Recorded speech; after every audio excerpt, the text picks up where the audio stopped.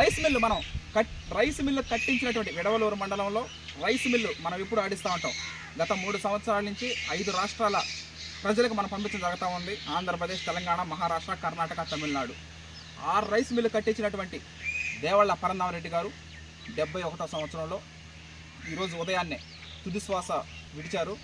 వారి కుటుంబ సభ్యులకు ప్రగాఢ సానుభూతి తెలియజేస్తున్నాం హర్షత్ విహారం టీం తరఫున.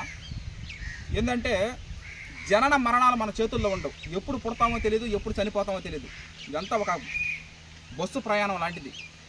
గమ్యం వచ్చినప్పుడు ఖచ్చితంగా దిగేయాల్సిందే.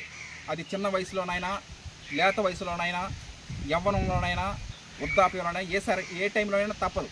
మరణం అనేది తప్పదు. జనన మరణాలు మన చేతుల్లో ఉండవు. ఆయన చనిపోవడం జరిగింది 71 సంవత్సరాల వయసులో. ఆయన తుది శ్వాస ఈరోజు ఉదయాన్నే చనిపోవడం జరిగింది. ఆయనకి వారి కుటుంబ సభ్యులకి ప్రగాఢ సానుభూతి తెలియజేస్తున్నాం.